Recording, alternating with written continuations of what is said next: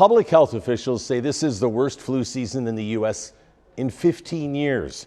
Thanks for being with us here at 11. I'm Scott Reynolds. The CDC reports at least 24 million Americans have been infected, resulting in 310,000 hospitalizations and at least 13,000 deaths.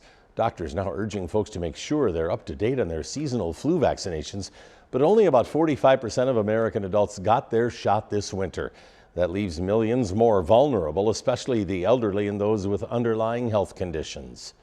The CDC says 43 states, including Kentucky and Indiana, reported high or very high flu activity last week.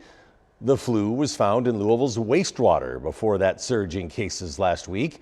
WDRB's Christy Batista tells us what the wastewater can say about the flu.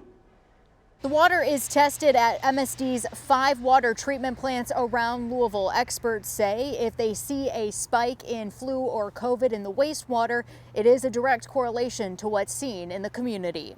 We know that they go together and we see them together all the time. Dr. Ted Smith is the director of UofL's Center for Healthy Air, Water, and Soil. He's been testing Louisville's wastewater for illness for about 5 years. What started out as testing for COVID-19 has now turned into looking for flu patterns as well. I hope we'll be using these tools to anticipate what could be coming and maybe just be a little more precautious, right? He says they saw the high flu numbers a few weeks ago. No, we saw the surge in flu A many weeks ago, right? So we saw this tremendous growth. Last week, several area school districts either closed or used non-traditional instruction because of illness. Louisville's Department of Public Health and Wellness flu dashboard shows nearly 3,600 cases last week. However, Norton's data shows nearly 6,000 positive flu cases. Trust me, I look at the wastewater data, I make decisions about what I'm doing this weekend. I do.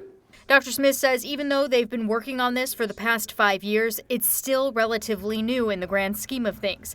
So they are still learning. He hopes to be able to work with the health department and school districts in the future to eventually be able to come up with a plan to mitigate the spread of illness.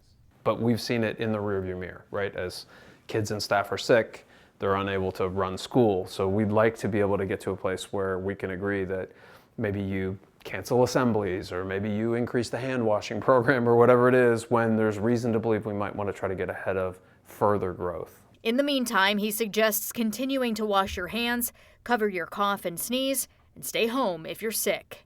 Christy Batista, WDRB News.